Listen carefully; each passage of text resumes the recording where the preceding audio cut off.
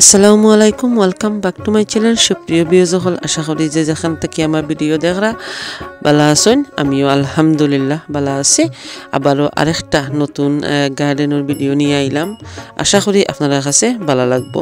আজকে আমি আপনারা লগে শেয়ার করবো আমার শিম গাছ আজকে আমি রোপণ করবো। আর কিলা আমি সবজির খোসা দিয়ে মাটি তৈরি কইরা আমি শিম গাছ রোপণ করলাম বালা ফলন পাইবার লাগে। তো দেখতে পারা এখানেও আমি ভেজিটেবলের খোসা নিয়েছি, সব ধরনের ভেজিটেবলের খোসা। এরপরে এখানেও আমি সামান্য হাতের মুঠো এক মুঠো বালি নিয়েছি। আর এপসন সল্ট আমি সামান্য পরিমাণ দিলাম, আর হলুদ দিলাম। দেওয়ার পরে কিছু চা পাতা দিমু, দিয়া ভালো করে মিক্স কইরা আমি মাটি দিছি এক লেয়ার। দেওয়ার পরে কিছু চিকেন মিনু দিছি। পুরানা মাটি কিন্তু আমি ইউজ করলাম, পুরানা মাটি দিছি, এখনও নতুন মাটি দিছি না। আর এখন দিলাম আমি সামান্য খুবই অল্প পরিমাণে নতুন মাটি। তো কোন মাটিটা ইউজ করলাম আমার লাউ গাছের ভিডিওর মধ্যে আমি শেয়ার করছি। সেম মাটি দিয়ে আমি লাউ গাছের টব রেডি করছি সেম পদ্ধতিতে। শিমর বা উদি গাছর মাটিও আমি সেম পদ্ধতিতে আমি রেডি করলাম বালা ফলনের লাগি। বালা ফলনের লাগি রোপণ করলাম।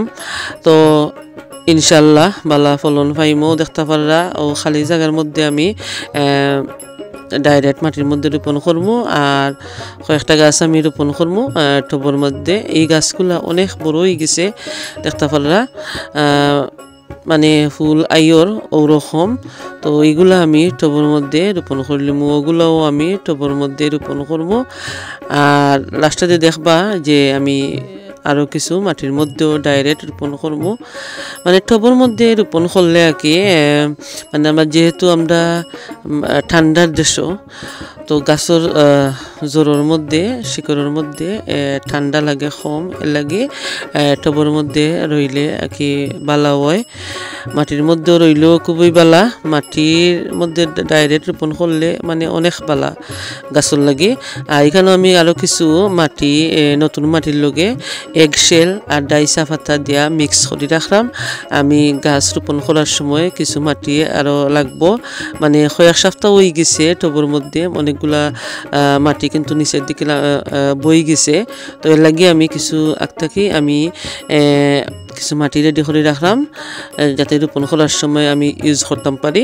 ও দেখতে পাররা আমি কিলা আসলে মাটি রেডি করার থাকলে আসলে খুবই ইজিভাবে রোপণ করা যায়। ও দেখতে পাররা আমি টবগুলারে টব থেকে বাখরি গাছগুলারে আমি যে মাটির মধ্যে যে টবের মধ্যে আমি রোপণ করতাম ওখানে রাখছি। মানে শিকড়গুলো অনেক বড় হয়ে গেছে, ছোটো টবের মধ্যে জায়গা অন্যা, মানে গাছগুলো আরও খানি দরকার। তো লাগি আমি বাহিরে রোপণ করিলাম। আর মোটামুটি ওয়েদার ভালো আছে আলহামদুলিল্লাহ। আর এই ভিডিওটা করার আগে খুবই সুন্দর দিন আছিল। আর বয়েজ আমি এখন দিলাম, আসলে এখন আমাদের ওয়েদার খুবই খারাপ, মেঘ বৃষ্টিদের 3-4 দিন পরা মেঘ বৃষ্টি দিল স্টপ না। আর এই ভিডিওটা আমি করছি 20 মে আমি এই শিমুর গাছগুলো রোপণ করলাম। আর ও দেখতে পারলা যে আমি মাটির মধ্যে এগশেল দিছি, ডাইসা পাতা দিছি, আর মাটির নিচে আমি দিছি সেম ভেজিটেবলের খোসা দিছি। আর ও দেখতে পারা এই গাছগুলো আসলে ছোটো। লাস্ট আপনারা লগে এক ভিডিও শেয়ার করছিলাম, রিপোর্টিং করছিলাম, খুব ছোটো আছে গাছগুলা। দেখতে পারা মাশাআল্লাহ আলহামদুলিল্লাহ অনেক বড় হয়ে গেছে গাছ। তো আমি মাটির মধ্যে যে জায়গার মধ্যে আমি রোপণ করতাম ও জায়গার মধ্যে রাখছি দেখতে পারা। আর এগুলো কিন্তু খুব ইজিভাবে রোপণ করলাম, মানে ডাইরেক্ট মাটির মধ্যে রোপণ করতে আসলে খুবই ভালো লাগে। দেখতে পাররা আমি ডাইরেক্ট মাটির মধ্যে রোপণ কইরা একটা স্টিক দিয়া মানে সিংলা দিয়া আমি বান্ধা রাখছি যাতে গাছগুলা বাতাসে না পড়ে আর খুব সুন্দর হইয়া গ্রো হইবার লাগি আমি ওরকম করে দিছি। আর দেখতে পাররা এগুলোর মধ্যে আমি সিংলা দিছি যাতে বাতাসে গাছগুলা নষ্ট করতে পারে না।